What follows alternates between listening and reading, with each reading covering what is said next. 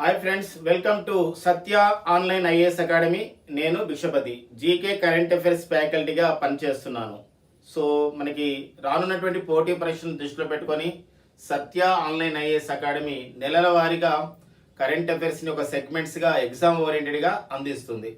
So ఈ information అనేది రానున్నటువంటి APPSC, TSPSC, SI constable, so అన్ని పోటీ పరీక్షలకు ఉపయోగపడే విధంగా ఒక సెగ్మెంట్స్ వారికి అందిస్తుంది. ఇందులో జాతీయ అంశాలు అంటే జూలై 2020కి సంబంధించినటువంటి జాతీయ అంశాలు మూడో భాగం చూద్దాం. సో ఇది మనకి జూలై 2020లో జరిగినటువంటి మనం జాతీయ అంశాలు పార్ట్ 1, పార్ట్ 2, పార్ట్ 3. ఇది జాతీయ అంశాలు చివరి భాగం. మనకు జూలై 2020లో ఉన్నటువంటి కొన్ని ముఖ్యమైన అంశాలను మనం డిస్కస్ చేద్దాం. సో ఇందులో జాతీయ వినియోగదారుల చట్టం. సో భారతదేశంలో వినియోగదారుల సంబంధించినటువంటి వాళ్ళకి హక్కుల గురించి ఒక చట్టం తీసుకురావడం జరిగింది 1986లో. సో జాతీయ వినియోగదారుల చట్టం 1986. అయితే దీనికి సవరణ చేశారు 2013లో భారత పార్లమెంట్ ద్వారా. ఒక చట్టం ద్వారా సవరణ అనేది జరిగింది అనమాట. ఈ జాతీయ వినియోగదారుల చట్టం, జాతీయ వినియోగదారుల వాళ్ళకు సంబంధించిన హక్కులకు సంబంధించిన చట్టం 1986 సవరణ 2019ని ఎప్పటి నుండి అమల్లోకి తీసుకురావడం జరిగిందంటే జూలై 20. సో జూలై 20, 2020 నుండి అమల్లోకి తీసుకురావడం జరిగింది. సో ఇలాంటి విషయంలో డేట్స్ అనేది మనకి ఇంపార్టెంట్. ఏ రోజు నుండి జాతీయ వినియోగదారుల చట్టం 1986 సవరణ 2019 అమల్లోకి వచ్చిందంటే జూలై 20, 2020. దీని ద్వారా వినియోగదారులకి మరిన్ని ఒక హక్కుల మనకు వస్తాయన్నమాట. అంతేకాకుండా వాటిపైన సత్వర తీర్పు గురించి వినియోగదారులకు సంబంధించినటువంటి ఏదైనా జరిగినప్పుడు, వాళ్ళకి అన్యాయం జరిగినప్పుడు వస్తువుల కొనుగోలు విషయంలో, నాణ్యత విషయంలో కానీ జరిగినప్పుడు వాళ్ళకి సత్వర పరిష్కారాలు అవుతుంటాయి. సో ఈ నేపథ్యంలో జాతీయ వినియోగదారుల చట్టం 1986 సవరణ 2019 ప్రకారం ఏంటంటే, సో ఇంతవరకు మనకి ఏంటంటే జాతీయ స్థాయిలో వినియోగదారుల కమిషన్ ఉండేది. ఇప్పుడు ఏంటంటే జిల్లా స్థాయి నుండే స్టార్ట్ అవుతుంది. సో జిల్లాలో కూడా అంటే దేశంలోని వివిధ జిల్లాల్లో ప్రతి జిల్లాల్లో కూడా జిల్లా వినియోగదారుల కమిషన్ ఏర్పడుతుంది. రాష్ట్రంలో రాష్ట్ర స్థాయి వినియోగదారుల కమిషన్ ఏర్పడుతుంది. దేశంలో జాతీయ వినియోగదారుల సంబంధించిన కమిషన్ ఏర్పడుతుంది. సో సత్వర పరిష్కారం గురించి. అయితే ఇందులో ఇంకోటి ఉంది ఏంటంటే, జిల్లా స్థాయిలో ఉన్నటువంటి వినియోగదారుల కమిషన్ ఎలాంటి విషయాలపైన ఇది తీర్పునిస్తుంది అంటే, ఇక్కడ ఏదైతే వినియోగదారుల సమస్యలు ఏవైతే ఉన్నాయో అది 1 కోటి రూపాయలు, 1 కోటి రూపాయల వరకు సో సంబంధించినటువంటి వినియోగదారుల విషయాలపైన ఈ జిల్లా స్థాయి వినియోగదారుల కమిషన్ ఒక తీర్పులు ఇస్తుంది. రాష్ట్ర స్థాయి వినియోగదారుల కమిషన్ 10 కోట్ల రూపాయల వరకు ఉన్నటువంటి అంశాలపైన తీర్పు ఇస్తుంది. అదే జాతీయ స్థాయి వినియోగదారుల కమిషన్ అయితే 10 కోట్ల పైన అంటే అబోవ్ 10 crores, 10 కోట్ల రూపాయల పైన ఉన్నటువంటి ఒక సమస్యల పైన తీర్పిస్తుంది. మరొకసారి ఫ్రెండ్స్, సో జాతీయ వినియోగదారుల చట్టం 1986 సవరణ 2019 ప్రకారం సో ఇది జూలై 20, 2020 అమల్లోకి వచ్చింది. దీని ప్రకారం సో జిల్లా స్థాయి వినియోగదారుల కమిషన్ ఏర్పడుతుంది, రాష్ట్ర స్థాయి వినియోగదారుల కమిషన్ ఏర్పడుతుంది, జాతీయ స్థాయి వినియోగదారుల కమిషన్ ఏర్పడుతుంది. మరి ఎంత మేరకు ఉన్నటువంటి వినియోగదారుల సమస్యలు అనేది పరిష్కరించేస్తుందంటే, జిల్లా స్థాయి సంబంధించిన వినియోగదారుల కమిషన్ 1 కోటి రూపాయల వరకు ఉన్నటువంటి సమస్యలను తీర్పిస్తుంది. అదే రాష్ట్ర స్థాయి వినియోగదారుల కమిషన్ అనేది 10 కోట్ల రూపాయల వరకు ఉన్నటువంటి సమస్యలని ఆ తీర్పునిస్తుంది, ఏదైతే వినియోగదారుల సమస్యలు ఉంటాయో. అయితే జాతీయ స్థాయి వినియోగదారుల కమిషన్ 10 కోట్ల రూపాయల కన్నా అంటే 10 కోట్ల రూపాయల కన్నా ఎక్కువ ఉన్న వాటిని ఆ సమస్యలని వినియోగదారుల సమస్యలకు తీర్పునిస్తుంది. సో ఇది పాయింట్ ఇంపార్టెంట్ ఫ్రెండ్. సో ఇలా కాన్సెప్ట్కి వచ్చినా, సో వాళ్ళకి నాలెడ్జ్ ఓరియంటెడ్గా వచ్చినా మనకు డేట్ అడుగుతారు. కాన్సెప్ట్ కంటే ఇప్పుడు చెప్పినటువంటి విషయాలపైన డిస్కస్ చేసుకుంటాం. ఈ నెక్స్ట్ పాయింట్ ఫ్రెండ్స్, ఇంకొకటి కేంద్ర పశుసంవర్ధక పాడి పరిశ్రమ శాఖ 2019 పేరుతో ఒక నివేదికని విడుదల చేయడం జరిగింది. కేంద్ర పశుసంవర్ధక పాడి పరిశ్రమ శాఖ సో 2019 నివేదిక ప్రకారం అంటే 2019లో సో ఆ నివేదిక తయారు చేయడం జరిగింది. 2020లో విడుదల చేశారు. 2019 ఏంటా నివేదిక అంటే ఎగ్స్ ప్రొడక్షన్, దేశంలో కోడిగుడ్ల ఉత్పత్తి. సో దేశంలో కోడిగుడ్ల ఉత్పత్తిలో సో మరి టాప్ 5 స్టేట్స్ ఏమున్నాయి మన దేశంలో భారతదేశంలో కోడిగుడ్ల ఉత్పత్తిలో 5 రాష్ట్రాలు ఎక్కువ కోడిగుడ్ల ఉత్పత్తి ఉన్న రాష్ట్రాలు. సో ఇందులో మొదటి స్థానం ఆంధ్రప్రదేశ్ రాష్ట్రం, రెండవ స్థానం తమిళనాడు, మూడవ స్థానం తెలంగాణ, సో నాలుగో స్థానం వెస్ట్ బెంగాల్, ఐదవ స్థానం హర్యానా. ఇది very very important friends. Groups స్థాయిలో ఇలాంటి ప్రశ్నలు అనేది చాలా సార్లు వచ్చాయి. గ్రూప్స్ స్థాయిలో చూసినట్లయితే చాలా సార్లు కూడా ఇలాంటి బిట్స్ వచ్చాయి. ఉత్పత్తిలో ఏది ఉంది, మత్స్య పరిశ్రమ అంటే చేపల పరిశ్రమలో ఏ రాష్ట్రం ముందుంది, సో ఇలాంటిది. సముద్ర చేపలు ఏ రాష్ట్రం ముందుంది, మంచినీటి చేపలు ఏ రాష్ట్రం ముందుంది, ఇలాంటివి వస్తున్నాయి. సో ఇలాంటి ఆ తరహా బిట్స్ అనమాట ఈ అంశాలు. సో కేంద్ర పశుసంవర్ధక పాడి పరిశ్రమ శాఖ 2019 నివేదిక ప్రకారం దేశంలో కోడిగుడ్ల ఉత్పత్తిలో టాప్ 5 స్టేట్స్ ఏంటి? గతంలో ఏంటంటే ఒకటే రాష్ట్రం అడిగాడు. ఈ మధ్య కాలంలో వరుసగా 3 రాష్ట్రాలు ఏవి, వరుసగా 5 రాష్ట్రాలు కూడా అడుగుతున్నారు. అంటే ఎగ్జామినేషన్ సంబంధించి అప్రోచ్ అనేది మారిపోతుంది, క్వశ్చనింగ్ అనేది మారిపోతుంది. దానికి తగ్గట్టుగా మనం ప్రిపేర్ కావడం అనేది ఉత్తమం అనమాట.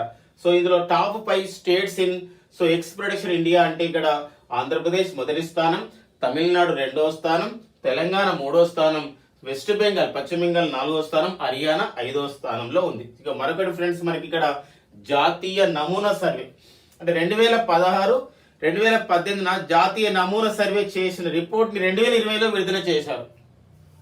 దీని ప్రకారం జాతీయ నమూనా సర్వే 2016-18 ప్రకారం సో దేశంలో బాలికల నిష్పత్తి ఎలా ఉంది? 4 years లోపు పిల్లల్ని తీయడం జరిగింది. 4 సంవత్సరాల లోపు పిల్లలు ఎలా ఉన్నారు, ఎలా ఉన్నారంటే ఎంత సంఖ్యలో ఉన్నారు ఇక్కడ, వాళ్ళ యొక్క సంఖ్య పెరుగుతుంది. అంటే ప్రతి 1000 మంది గర్ల్స్ కి ఎంతమంది బాయ్స్ ఉండడమే దీని యొక్క జాతీయ నమూనా సర్వే 2016-18లో ఎలా ఉంది దేశం మొత్తం చూసినట్లయితే. దేశ సగటు జాతీయ నమూనా సర్వే 2016-18 ప్రకారం సో బాలికల నిష్పత్తి ఏముంటుందంటే ఇక్కడ 1000 మంది బాలలకి ఎంతమంది బాలికలు ఉన్నారంటే 875, ఇది దేశం అంతా. సో మరి తెలంగాణ రాష్ట్రంలో ఎలా ఉంది? తెలంగాణ రాష్ట్రంలో పట్టణ ప్రాంతాల్లో ఉన్నటువంటి ఒక జాతీయ నమూనా సర్వే 2016-18 ప్రకారం పట్టణ ప్రాంతాల్లో బాలికల నిష్పత్తి 1000:875 ఇవ్వలేదు, 1000:875. సో మరొకటి ఫ్రెండ్స్, ఇక్కడ మరి ఆంధ్రప్రదేశ్ రాష్ట్రం జాతీయ నమూనా సర్వే ప్రకారం నమూనా సర్వే 2016-18 ప్రకారం 1000:898 అండి, 1000:898 అంటే ఇక్కడ జాతీయ నమూనా సర్వే జాతీయ సగటు కన్నా మించి ఆంధ్రప్రదేశ్ లో ఉన్న విషయం గుర్తుపెట్టుకోండి, ఏపీ ఎవరైతే ఎగ్జామ్స్ ప్రిపేర్ అవుతున్నారో. అయితే ఇవంతా ఒక ఎత్తు. మరి జాతీయ నమూనా సర్వే 2016-18 ప్రకారం దేశంలో 4 సంవత్సరాల పిల్లలు అంటే ఇక్కడ బాయ్స్ అండ్ గర్ల్స్ ఎక్కువ ఉన్నటువంటి రాష్ట్రం ఏది అంటే దట్ ఈస్ ద బీహార్ రాష్ట్రం. బీహార్ రాష్ట్ర జనాభాలో 11.5% ఎవరు ఉన్నారంటే ఈ యొక్క 4 సంవత్సరాల్లో పిల్లలు ఎక్కువ ఉన్నారు. సో ఆ పాయింట్ మనకు very very important friends. So అది మనకు జాతీయ నమూనా సర్వేలో దేశ సగటు ఎలా ఉంది, ఆంధ్రప్రదేశ్ సగటు, వీటిపైన మనం ఖచ్చితంగా ఫోకస్ అనేది కావాలి. నెక్స్ట్ మరొక అంశం ఇక్కడ చూసినట్లయితే సో మనకి ఇక్కడ ఉజ్వల్ అనే పథకం కానివ్వండి, సో భారతదేశంలో సో ఒక బీపీఎల్ అంటే బిలో పావర్టీ లైన్ అంటాం. బీపీఎల్ కుటుంబాలకి ప్రతి ఒక్కరికి ఏం కావాలంటే గ్యాస్ అంటే ఇక్కడ ఎల్పిజి అంటారు, లిక్విఫైడ్ పెట్రోలియం గ్యాస్, ఎల్పిజి ఇవ్వాలి అని చెప్పేసి, వంట గ్యాస్ ఇవ్వాలి అని చెప్పేసి భారత ప్రభుత్వం గతంలో నిర్ణయించడం జరిగింది. 2019 నాటికి ఇవ్వాలనుకుంది, కానీ ఇంకా కొనసాగుతుంది. అయితే మొత్తం 8 కోట్ల మందికి ఇవ్వాలని మనం లక్ష్యం పెట్టుకున్నాం. ఈ నేపథ్యంలోనే సో ఇటీవల జూలై 2020 సంవత్సరంలో హిమాచల్ ప్రదేశ్ ఒక గుర్తింపు సాధించింది. ఏంటంటే 100% వంట గ్యాస్ ఉన్నటువంటి ఒక కుటుంబ వ్యవస్థ, అంటే కుటుంబాలు ప్రతి కుటుంబానికి ఒక వంట గ్యాస్ ఇచ్చారనమాట. సో 100% ఎల్పిజి సౌకర్యం గల రాష్ట్రంగా జూలై 2020లో ఏ రాష్ట్రం ప్రకటించబడిందంటే హిమాచల్ ప్రదేశ్. ఇలాంటి తరహా ప్రశ్నలు కూడా వస్తున్నాయి మంత్స్ వారీగా చూసినట్లయితే. జూలై 2020 సంవత్సరంలో ఏ రాష్ట్రంలో 100% ఎల్పిజి సౌకర్యం ఉన్నట్లుగా ప్రకటించడం జరిగిందంటే హిమాచల్ ప్రదేశ్. ఎల్పిజి అంటే లిక్విఫైడ్ పెట్రోలియం గ్యాస్, వంట గ్యాస్ అంట. సో హిమాచల్ రాష్ట్ర ప్రస్తుత ముఖ్యమంత్రి జైరామ్ ఠాకూర్, హిమాచల్ ప్రదేశ్ రాష్ట్ర గవర్నర్ గా ప్రస్తుతం ఉన్నవారు ఒకరు తెలుగువాడైనటువంటి బండారు దత్తాత్రేయ.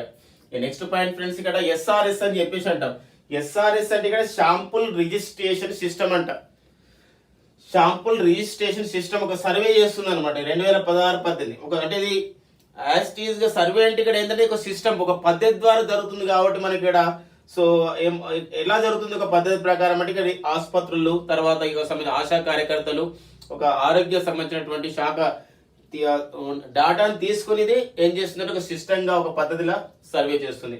అందుకే శాంపుల్ రిజిస్ట్రేషన్ సిస్టమ్ అంటారు. ఎస్ఆర్ఎస్ అంటే శాంపుల్ రిజిస్ట్రేషన్ సిస్టమ్ అంటారు. ఈ శాంపుల్స్ రిజిస్ట్రేషన్ సిస్టమ్ 2016-18 మధ్యలో చేశారు. ఇది 2020లో జూలైలో విడుదల చేశారు. ఏంటి అంటే ఇది ఎంఎంఆర్ రేట్ ఎలా ఉంది. ఎంఎంఆర్ అంటే ఇక్కడ ఏంటంటే మోర్టాలిటీ, అంటే మెటర్నల్ మోర్టాలిటీ రేషియో అంటారు, గుర్తుపెట్టుకోండి ఫ్రెండ్స్. ఎంఎంఆర్ అంటే అబ్రివేషన్ ఏంటంటే ఇక్కడ సో మెటర్నల్ మోర్టాలిటీ రేషియో అంటే ఇక్కడ ఏంటంటే ఒక లక్ష శిశు జననాలు జరిగినప్పుడు, జననాలు అంటే ఇక్కడ ఏంటంటే డెలివరీ అయినప్పుడు అందులో మరి ఒక వివిధ కారణాల చేత సో కొందరు తల్లులు చనిపోతున్న పరిస్థితి. ఎంతమంది తల్లులు చనిపోతున్నారు అంటే అనారోగ్య కారణంగా ఈ యొక్క శిశు జననాల సమయంలో, దీన్నే మనం ఏమంటామంటే తల్లి మరణాల రేట్ అంటాం. అంటే ఈ తల్లి మరణాల రేట్ని ఎలా చూపిస్తామంటే లక్షతో పోలుస్తారు, ఎంఎంఆర్ అంటాం, లక్షతో పోలుస్తారు. సో 2016-2018 శాంపుల్ రిజిస్ట్రేషన్ సిస్టమ్ ప్రకారం దేశంలో తల్లి మరణాల రేటు లేదా మెటర్నల్ మోర్టాలిటీ రేషియో ఎలా ఉందంటే ప్రతి 1,00,000 మందికి 113గా ఉంది. 1,00,000 మందికి 113గా ఉంది. ఆ విషయం గమనించండి. ఇది జాతీయ సగటు.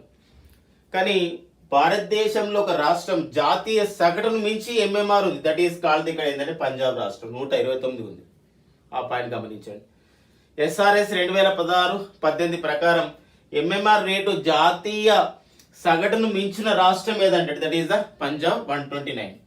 మరి తర్వాత కర్ణాటక 92గా ఉంది. అంటే 1,00,000 1,00,000 సంబంధించినటువంటి డెలివరీ శిశు జన్మాలకి సో 113 మంది ఇక్కడ తల్లులు అనారోగ్యంతో చనిపోతున్నారు ప్రసూతి సమయంలో.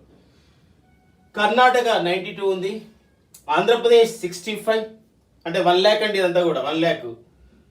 తెలంగాణ 63, కేరళ 43. ఇది వెరీ వెరీ ఇంపార్టెంట్ ఫ్రెండ్. ఇది కూడా చెప్తున్నాం, చాలా సార్లు కూడా వచ్చింది. మీరు ఒకసారి ప్రీవియస్ పేపర్ చూడండి, ఖచ్చితంగా ఈ ఇన్ఫర్మేషన్ మనకు కనబడుతుంది. ఇలాంటి ప్రశ్నలు అంటే ఆ రోజుల్లో ఉన్నటువంటి ఆ టైంలో ఉన్నటువంటి ఒక డేటా మనకి ఇంపార్టెంట్. ఇది ఒక లేటెస్ట్ డేటా కాబట్టి రానున్న పోటీ పరీక్షలకు ఇది ఇంపార్టెంట్ అండి. ఇక next point friends. So Sonu Sood ప్రముఖ బాలీవుడ్ మరియు టాలీవుడ్ భారతదేశ నటుడుగా గుర్తింపు పొంది మానవత దృక్పథంతో సమాజానికి సేవ చేయాలంటే చాలా మందికి చాలా మందికి అతను ఒక రూట్ చూపిస్తున్నాడు, ఒక దారిని చూపిస్తున్నారు. సో అతనే సోనూ సూద్. సో అతను సినిమాలలో విలన్ పాత్ర పోషించడం ద్వారా ఫేమస్ అయ్యాడు. కానీ ఇప్పుడు నిజ జీవితంలో రియల్ హీరోగా ఎంతో మంది వలస కూలీలకు, ఎంతో మంది పేదలకు సో ఏదన్నా సంఘటన జరిగినప్పుడు ఒక ఆపన్న హస్తం ఇవ్వడానికి అంటే ready to give helping hand ఇవ్వడానికి ముందస్తుగా ఆ విధంగా ఉన్నటువంటి నటుడే సోనూ సూద్. సో ఇతనికి ఇప్పుడు ఇంట్రడక్షన్ అవసరం లేదు. There is no introduction about him. Sonu Sood ఆ విధంగా ఫేమస్ అయ్యాడు. మరి అలాంటి సోనూ సూద్ ఈ యొక్క వలస కూలీలకి లేదా ఎవరికైతే ఉద్యోగం లేదు అలాంటి వాళ్ళకి ఒక ఉద్యోగం కల్పించే ఉద్దేశంతో ఒక యాప్ను ప్రారంభించారు. ఆ యాప్ పేరు ఏంటంటే Pravas Rozgar app. So point గుర్తుపెట్టుకోండి. భారతీయ నటుడైనటువంటి సోనూ సూద్ సో ఉపాధి ఇవ్వడానికి, తర్వాత ఉద్యోగం కల్పించడానికి సో వారికి మరి ఒక యాప్ను ప్రారంభించారు. అందులో ఎవరైతే యాప్లో పేరు నమోదు చేసుకుంటారో వారి యొక్క అర్హతల ప్రకారం ఉద్యోగం ఇచ్చే బాధ్యతను తీసుకున్నారు ఒక వ్యక్తి, అతనే సోనూ సూద్ అండి. సో ప్రవాసి రోజ్గార్ అనే యాప్ను ప్రారంభించినటువంటి నటుడు ఎవరండి? సోనూ సూద్. ఆ పాయింట్ గుర్తుపెట్టుకోండి ఫ్రెండ్స్. తర్వాత నెక్స్ట్ భారత ప్రభుత్వం ఒక కమిటీని ఏర్పాటు చేయడం జరిగింది, professor Deepak B Pathak committee. So professor Deepak B Pathak committee ఏ అంశం పైన ఏర్పాటు చేయడం అనేది క్యూఆర్ కోడ్ అంటారండి. క్యూఆర్ కోడ్ అంటే మీరు ఫోన్పే వాడుతున్నా, పేటిఎం వాడుతున్నా, గూగుల్ పే వాడుతున్నా, మిగతా ఆన్లైన్ ట్రాన్సాక్షన్ సంబంధించినట్టు ఏది వాడుతున్నప్పుడు కూడా ఒకసారి మనకి ఇక్కడ క్యూఆర్ కోడ్ అనేది వస్తూ ఉంటుంది. స్కాన్ చేస్తూ ఉంటాం అమౌంట్ గురించి. సో అక్కడ స్కాన్ చేసే ఏదైతే ఉందో దాన్ని మనం క్యూఆర్ కోడ్ అంటాం, బార్ కోడ్ లాగా ఉంటుంది. క్యూఆర్ కోడ్ అంటే ఒక నెంబర్గా ఉంటుంది, అయితే మనకు కనబడదు. క్యూఆర్ అంటే ఇక్కడ ఏంటంటే క్విక్ రెస్పాన్స్. గుర్తుపెట్టుకోండి ఫ్రెండ్స్, క్యూఆర్ అంటే ఇక్కడ అబ్రివేషన్ ఏంటంటే క్విక్ రెస్పాన్స్ అండి. క్విక్ రెస్పాన్స్ అని చెప్పేసి అంట. సో దానిపైన ఇంకా మరింత అధ్యయనం చేయడానికి, ఇంకా మరింతగా ప్రజల్లోకి అందుబాటులోకి ఎలా రావాలి, దీన్ని యూజ్ చేసే విధానం పైన, ఇంకా సింప్లిసిటీకి ఎలా ఉండాలి, వీటిపైన అధ్యయనం చేయడానికి కేంద్ర ప్రభుత్వం కమిటీని నియమించడం జరిగింది. కేంద్ర శాస్త్ర సాంకేతిక పరిజ్ఞానం సంబంధించిన మంత్రిత్వ శాఖ ఈ కమిటీ నియమించడం జరిగింది. క్యూఆర్ కోడ్ ఈ very very important friends. Abbreviation పరంగా ఇంపార్టెంట్, కమిటీ కూడా ఇంపార్టెంట్. భారతదేశంలో క్యూఆర్ కోడ్ విషయం పైన అధ్యయనం చేయడానికి కేంద్ర ప్రభుత్వం నియమించిన కమిటీ ఏంటంటే ప్రొఫెసర్ దీపక్ పాఠక్ కమిటీ, ఓకేనా, లేదా professor Deepak B Pathak committee. ఏ అంశం పైన కేంద్ర ప్రభుత్వం నియమించడం జరిగిందంటే క్యూఆర్ కోడ్. క్యూఆర్ కోడ్ లో క్యూఆర్ అంటే ఇక్కడ ఏంటంటే quick response. Next point friends.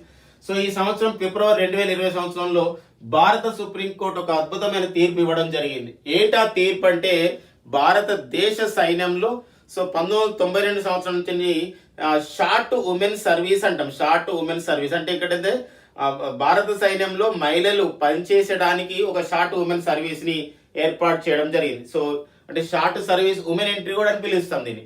1992లో వీళ్ళు కనిష్టంగా 5 సంవత్సరాలు, గరిష్టంగా 14 సంవత్సరాలు పనిచేయాల్సి ఉంది. అయితే వాళ్ళు 14 సంవత్సరాల తర్వాత ఆటోమేటిక్గా రిటైర్ అయిపోతున్నారు టైం కాగానే. కానీ సో కొందరు కేసు వేయడం జరిగింది భారత సుప్రీంకోర్టులో. సో మహిళా సాధికారత ఉండాలి, మరి పురుషులతో కూడా మేము సరైన విధంగా మేము ఈక్వల్ గా ఉన్నాం, కాబట్టి మాకెందుకు ఒక పదోన్నతులు ఇవ్వరు, మేమెందుకు ఒక భారతదేశ ప్రధాన సైనిక అధికారిగా మేము ఎందుకు కాలేము, ఖచ్చితంగా అవుతామనే ఉద్దేశంతో ఒక సంబంధించిన కోర్టులో కేసు వేసినప్పుడు భారత సుప్రీంకోర్టు ఏమని తీర్పిచ్చిందంటే ఎస్, మహిళలకు కూడా భారత సైన్యంలో మహిళలకు కూడా ఒక శాశ్వత కమిషన్ ఏర్పాటు చేయాలని చెప్పేసి తీర్పిచ్చింది. అది ఫిబ్రవరి 2020లో తీర్పిచ్చింది. దీని వెంటనే భారత ప్రభుత్వాన్ని ఆదేశించింది ఖచ్చితంగా భారత సైన్యంలో మహిళలకు ఒక శాశ్వత కమిషన్ ఏర్పాటు చేసి అవసరమైతే మహిళలు పదోన్నతుల ద్వారా భారతదేశ ప్రధాన సైనిక అధికారి కూడా వెళ్ళవచ్చు అని చెప్పేసి ఆ తీర్పు యొక్క సారాంశం అన్నమాట. ఆ నేపథ్యంలో భారత ప్రభుత్వం సైన్యంలో బాగా గుర్తు పెట్టుకొని, సైన్యంలో మాత్రం ఇది భారత సైన్యంలో మహిళా అధికారులకి శాశ్వత కమిషన్ ని ఏర్పాటు చేస్తున్నారు. సో ఆ పాయింట్ ఏర్పాటు చేస్తున్నట్టు భారత ప్రభుత్వం అనేది ప్రకటించడం జరిగింది. ఇది ఫిబ్రవరి 2020 తీర్పు అనుసరించి జూలై 2020లో భారత ప్రభుత్వం తీసుకున్నటువంటి నిర్ణయం అనమాట. సో ఈ నేపథ్యంలో మనం గుర్తుపెట్టుకోవాల్సిన అంశం ఏంటంటే ప్రస్తుత భారత ప్రధాన సైనిక అధికారిగా పనిచేస్తున్న వారు జనరల్ మనోజ్ ముకుంద్ నరవానే ప్రస్తుతం భారత ప్రధాన సైనిక అధికారిగా పనిచేస్తున్నారు. ప్రతి సంవత్సరం జనవరి 15ని ఎలా జరుపుకుంటున్నాం అంటే భారత సైనిక దినోత్సవంగా జరుపుకుంటున్నాం. ఈ తర్వాత మరో విషయం అండి ఇక్కడ, సో జాతీయ విద్యా విధానం అండి. జాతీయ విద్యా విధానం. సో మరి జాతీయ విద్యా విధానం అంటున్నాం, నేషనల్ ఎడ్యుకేషన్ పాలసీ అని చెప్పేసి అంటున్నాం. మరి జాతీయ విద్యా విధానాన్ని సో ఈ నూతన జాతీయ విద్యా విధానం 2020కి కేంద్ర ప్రభుత్వం కేంద్ర మంత్రి మండలి ఆమోదం తెలపడం జరిగింది. సో ఇది ఒక అంశం అండి. ఇది మనకి ఎగ్జామినేషన్ పాయింట్ ఆఫ్ లో చాలా చాలా ఇంపార్టెంట్ అండి. అంతేకాకుండా ఒక పౌరుడిగా కూడా, ఒక భారతీయ పౌరుడు కూడా ఏముంది ఈ జాతీయ విద్యా విధానంలో తెలుసుకోవాల్సిన బాధ్యత, నలుగురికి చెప్పవలసిన బాధ్యత కూడా సో మనం ఎడ్యుకేటెడ్ గా మనం తెలుసుకోవలసినటువంటి ఒక బాధ్యతగా తెలుసుకోవాల్సిన విషయమే జాతీయ విద్యా విధానం. అసలు ఏ మార్పులు ఉన్నాయి సో అనే విషయం తెలుసుకోవాలి.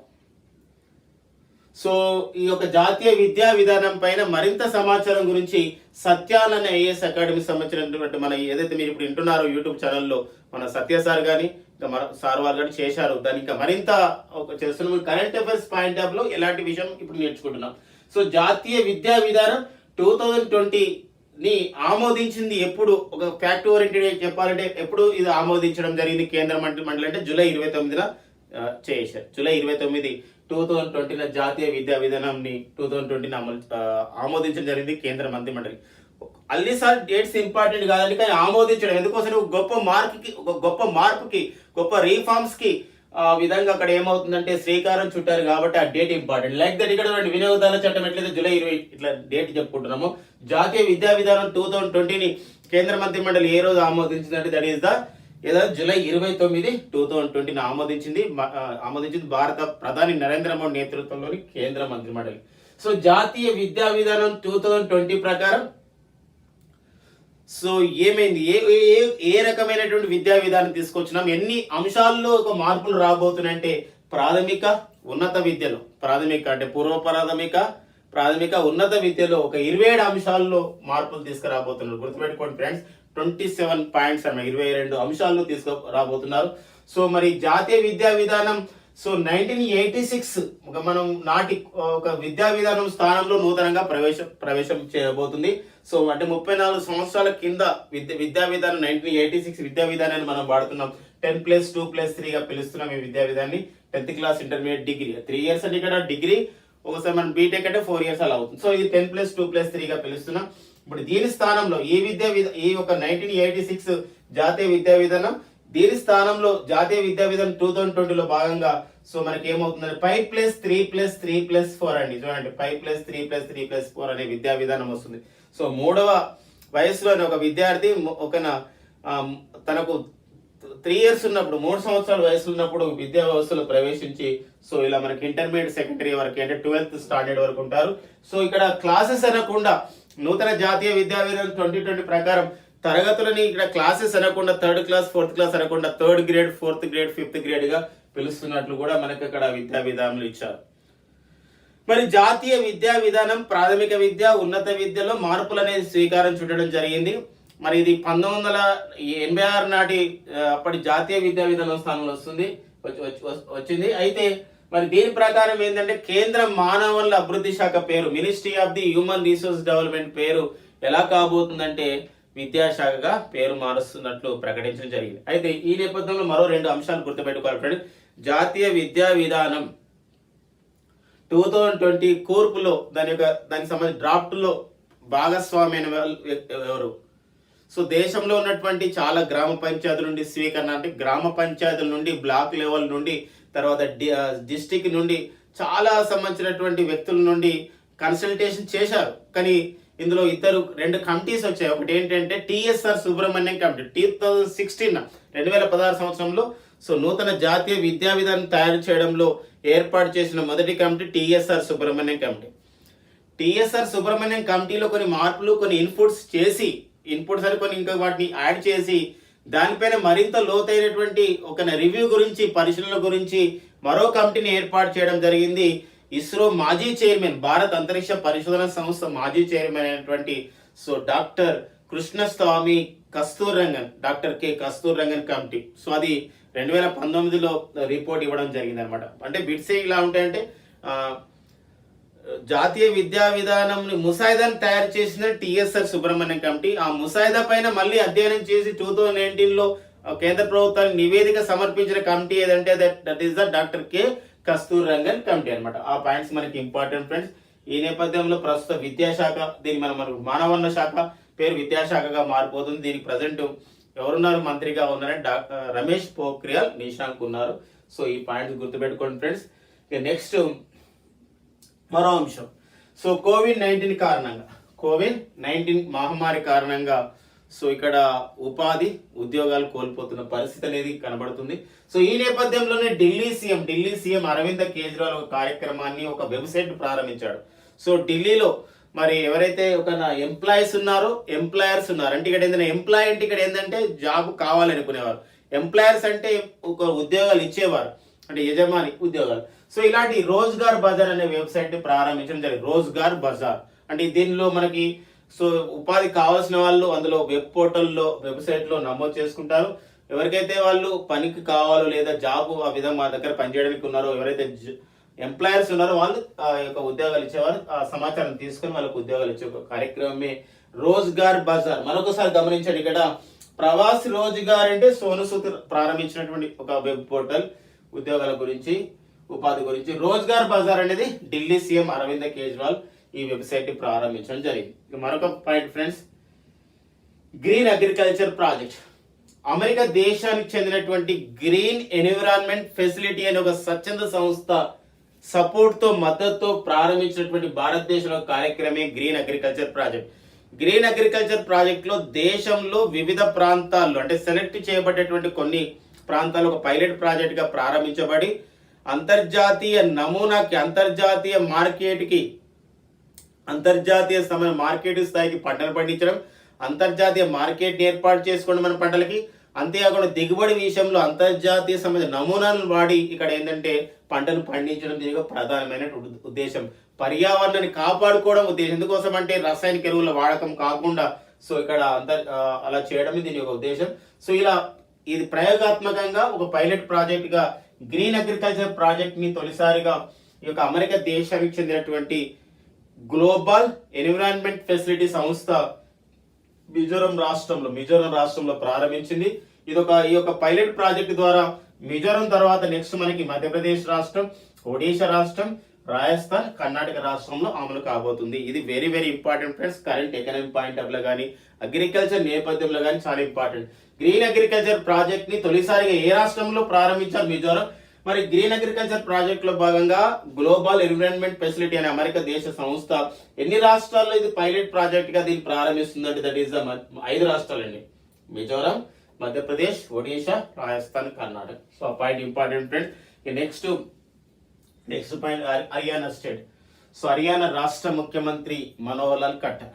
సో మరి హర్యానా ఒక గొప్ప నిర్ణయాన్ని తీసుకోవడం జరిగింది. ఏంటంటే ఒక ఆర్డినెన్స్ ని తీసుకొచ్చింది. ఏంటి ఆర్డినెన్స్? జూలై 2020 హర్యానా చేసినటువంటి ordinance Haryana state employment of local candidate ordinance 2020. అంటే ఎంప్లాయ్మెంట్ లోకల్ క్యాండిడేట్ కి ఇవ్వాలి, స్థానికం వాళ్ళకు ఇవ్వాలి అనేది ఆర్డినెన్స్. దీని ప్రకారం ఏంటంటే 2020 ఈ ఆర్డినెన్స్ ప్రకారం స్థానిక కంపెనీలలో లోకల్లో ఏర్పాటు చేసినటువంటి స్థానికంగా ఏర్పాటు చేసిన కంపెనీలలో అక్కడ 75% మందికి అక్కడ ఉద్యోగాలు ఎవరికి ఇవ్వాలంటే సో లోకల్ క్యాండిడేట్స్కి ఇవ్వాలి. ఒక 100 ఉద్యోగాలు ఉన్నాయనుకోండి, 75 ఉద్యోగాలు ఎవరికి ఇవ్వాలంటే అక్కడ ఉన్నటువంటి క్వాలిఫికేషన్ ప్రకారం వారికే ఇవ్వాలన్నమాట. లోకల్స్కి స్థానికంగా ఆ యొక్క కంపెనీ కానీ ఆ సంబంధించిన సంస్థను ఏర్పాటు చేసిన ప్రాంతంలో అది Haryana state employment local candidate ordinance ప్రకారం సో స్థానికంగా ఉండేవారికి కొత్తగా ఏర్పాటు చేస్తున్న కంపెనీలో కానీ సంస్థలో కానీ 75% ఉద్యోగాలు వారికే ఇవ్వాలని ఆర్డినెన్స్ తెచ్చినటువంటి రాష్ట్రం ఏదండి? హర్యానా రాష్ట్రం. ఈ నెక్స్ట్ కేంద్ర మానవ వనరుల అభివృద్ధి శాఖ. సో మనం ఇప్పుడే చెప్పుకున్న దాన్ని విద్యాశాఖగా మారుస్తున్నారని. సో కేంద్ర మానవ వనరుల అభివృద్ధి శాఖ ఒక కమిటీ నియమించడం జరిగింది. ఏంటంటే DP Singh committee, Dhirendra Pal Singh committee. UGC chairman గా పనిచేస్తున్నారు డిపి సింగ్. యూజీసీ అంటే ఇక్కడ యూనివర్సిటీ గ్రాంట్స్ కమిషన్ అంటాం. మరి ఈ డిపి సింగ్ కమిటీ దేనిపైన అధ్యయనం చేస్తుందంటే దేశంలో ఉన్నత విద్యను కొనసాగేటట్లు, ఉన్నత విద్యలో కొత్తగా అడ్మిషన్స్ వచ్చేటట్టు ఎలా కృషి చేయాలనే అంశం పైన డిపి సింగ్ కమిటీ ఏర్పాటు చేశారు. కారణం ఏంటంటే దేశంలో ఒక స్థాయిలో విద్య అభ్యసించిన తర్వాత ఉన్నత విద్య గురించి వివిధ దేశాలకు వెళ్తున్నారు. అలా కాకుండా వారిని ఎవరైతే వివిధ దేశాలకు వెళ్తున్నారో ఆ వివిధ దేశాలకు వెళ్తున్న భారతీయులు వివిధ దేశాల్లో చదువుకోవడానికి వెళ్తున్నారో వారిని ఇక్కడే విద్యను కొనసాగించేటట్టు ఎలా చేయాలి అనే అంశం పైన అధ్యయనం చేయడానికి కేంద్ర ప్రభుత్వం నియమించిన కమిటీ ఏంటంటే డిపి సింగ్ కమిటీ. సో అది కేంద్ర మానవ వనరుల అభివృద్ధి శాఖ ఏర్పాటు చేస్తుంది. ఇంకా కమిటీ రిపోర్ట్ సబ్మిట్ చేయలేదు. Next point friends. So July 31, 2020 Andhra Pradesh రాష్ట్ర గవర్నర్ బిశ్వభూషణ్ హరిచందన సో 2 బిల్లుల్ని ఆమోదించడం జరిగింది. సో శాసన మండలిలో పెండింగ్లు ఉన్నప్పుడు కూడా ఆమోదించడం జరిగింది. అయితే ఏంటి ఆ బిల్లు అంటే ఆంధ్రప్రదేశ్ వికేంద్రీకరణ బిల్లు. అంటే ఆంధ్రప్రదేశ్ ఈ యొక్క వికేంద్రీకరణ బిల్లు అంటే ఇక్కడ 3 రాజధానులు ఏర్పాటు చేస్తున్నట్లు. అమరావతి అనేది శాసన రాజధానిగా, విశాఖపట్నం కార్యనిర్వాహక రాజధానిగా, తర్వాత కర్నూలు సో ఇక్కడ కర్నూలు అనేది జ్యుడిషియల్ అంటే న్యాయ రాజధానిగా ఏర్పాటు చేసే బిల్లు పైన. మరొకటి ఏంటంటే ఈ ప్రాంతం అభివృద్ధి సిఆర్డి అంటే అమరావతి అభివృద్ధి చేయడానికి సిఆర్డి అనేది ఒకటి ఉంది. ఈ సిఆర్డిఏ బిల్ చట్టాన్ని ఉపసంహరిస్తూ so Amaravati metropolitan region development అథారిటీని ఏర్పాటు చేస్తున్నట్టు మరో సంబంధించిన బిల్లు పైన కూడా బిశ్వభూషణ్ హరిచంద్ర సంతకం చేయడం అనేది జరిగింది. సో అది మనకి జూలై 31, 2020 జరిగిన అంశం. అంతేకాకుండా విశాఖపట్నంలోని సచివాలయాన్ని, విశాఖపట్నంలో గవర్నర్ ఉండే ఏదైతే మనం రాజ్భవన్ అని పిలుస్తున్నామో సో రాజ్భవన్ అక్కడే ఏర్పాటు చేస్తున్నట్లు కూడా ఈ యొక్క బిల్లులో ఉన్నాయన్నమాట. ఈ నెక్స్ట్ మైండ్ ఫ్రెండ్స్, దేశంలో పర్టికులర్గా అధికారికంగా ఒక్కొక్కసారి ఏమవుతుందంటే ఈ యొక్క అటవీ ఉత్పత్తులు ఒక ప్రాంతం నుండి మరొక ప్రాంతానికి చేరవలసి ఉంటుంది. అటవీ ఉత్పత్తులు అధికారికంగా అలాంటప్పుడు ఏమవుతుందంటే ఈ వివిధ పత్రాల పేరుతో ఈ బార్డర్ దగ్గర వాళ్ళకి చాలా సరిహద్దు దగ్గర రాష్ట్రాల సరిహద్దు దగ్గర ఇబ్బంది ఉంది. అలా ఉండకూడదని చెప్పేసి కేంద్ర ప్రభుత్వం కార్యక్రమాన్ని ప్రారంభించింది. ప్రయోగాత్మకంగా 2 రాష్ట్రాలు అమలు చేస్తున్నారు. అది ఎన్టీపీఎస్ అంటారు. ఎన్టీపీఎస్ అంటే నేషనల్ ట్రాన్సిట్ పాస్ సిస్టమ్. వెళ్ళడం అనమాట. National transit pass system, transport చేయడం. National transit not transport and national transit pass సిస్టాన్ని ఏర్పాటు చేసి అది ప్రయోగాత్మకంగా మధ్యప్రదేశ్ తెలంగాణ రాష్ట్రంలో అమలు పరుస్తున్నారు. సో ఎన్టీపీఎస్ అంటే అదండి. ఇక నెక్స్ట్, సో భారతదేశం ప్రముఖ ఆంగ్ల దినపత్రిక, సో అదే మనకి హిందూ గ్రూప్, హిందూ ఆంగ్ల దినపత్రిక. సో హిందూ ఆంగ్ల దినపత్రికకి చెన్నై ప్రధాన కేంద్రంగా పనిచేస్తుంది హిందూ గ్రూప్. సో మరి హిందూ గ్రూప్ కి ఎన్ రామ్ అనేవారు చైర్మన్ గా ఉండేవారు. సో ఎన్ రామ్ స్థానంలో, హిందూ గ్రూప్ కి చైర్మన్ గా ఉన్నటువంటి ఎన్ రామ్ స్థానంలో నూతన చైర్మన్ గా నియమితులైన వారు మాలిని పార్థసారథి. ఆ point important friend, Malini Parthasarathy నియమితులు కావడం జరిగింది. ఇక next point friends, Hindu group కి నూతన చైర్మన్ గా ఎన్ రామ్ స్థానంలో ఎవరు నియమితులారంటే మాలిని పార్థసారథి గారు నియమితులు. ఆ point important friends. So Hindu దినపత్రిక ప్రస్తుతం ఎడిటర్ గా, సంపాదకుడిగా ఉన్నవారు ఎవరంటే సురేష్ నంబాత్ అండి. సురేష్ నంబాత్ అనేవారు ప్రజెంట్ హిందూ ఆంగ్ల దినపత్రికకి సంపాదకుడిగా పనిచేస్తున్నారు. మరొకటి, భారత రైల్వే వ్యవస్థ ఒక నిర్ణయాన్ని ప్రకటించడం జరిగింది, ఒక డిసిషన్ చేయడం జరిగింది. ఏంటంటే 2030 సంవత్సరానికి దేశంలో శూన్య కార్బన ఉద్గారాల స్థాయికి చేరుతాము భారత రైల్వే సంస్థ అని ప్రకటించడం జరిగింది. దీనికి 2 కారణాలు మనకు ఉంటాయి. ఒకటి ఏంటంటే, సో ఒక పర్యావరణం కాలుష్యంగాన్ని ఒక వ్యవస్థను తయారు చేసుకోవాలి రవాణాలో అని చెప్పేసి మనకు 2030 నాటికి చేరుకోవాలని ఐక్యరాజ్య సమితి సుస్థిరాభివృద్ధి లక్ష్యాలు ఒకటి ఉందన్నమాట. సో ఐక్యరాజ్య సమితి సుస్థిరాభివృద్ధి లక్ష్యాలు, సస్టైనబుల్ డెవలప్మెంట్ గోల్స్ 17 ఉంటాయి. 17లో ఒకటి ఏంటంటే కలుషితం లేని ఒక సమాజాన్ని తయారు చేయాలి, ఒక సొసైటీ తయారు చేయాలి, ఒక ప్రాంతం తయారు చేయాలి, ప్రపంచం అంతా ఈ జీరో కార్బన్ స్థాయికి వెళ్ళాలి. జీరో కార్బన్ ఎమిషన్స్ అంటే ఇక్కడ ఏంటంటే కర్బన ఉద్గారాల స్థాయి అనేది లేకుండా చేయాలి. దీనివల్ల ఏమవుతుంది, పర్యావరణం బాగుంటుంది. అందుకోసమే 2030 సంవత్సరానికి శూన్య కార్బన్ ఉద్గారాల స్థాయికి చేరుతాము అని ప్రకటించినటువంటి భారత సంస్థలు ఏవండి, రైల్వే వ్యవస్థ. ఇది ఎగ్జామినేషన్ పాయింట్ ఆఫ్ లో, ఎన్విరాన్మెంటల్ పాయింట్ ఆఫ్ లో కూడా మనకి పర్యావరణం ప్రాంతంగా science and technical point of లో కూడా ఇంపార్టెంట్. సో ఇవన్నీ మనకి కరెంట్ అఫైర్స్ జూలై 2020లో జాతీయ అంశాలు 3వ భాగం అండి. నెక్స్ట్ సెషన్ లో మనము అంతర్జాతీయ అంశాలపైన డిస్కస్ చేద్దాం. సో మరింత సమాచారం గురించి Satya online IAS academy YouTube channel ని సబ్స్క్రైబ్ చేసుకోండి. Thank you very much friends, all the best.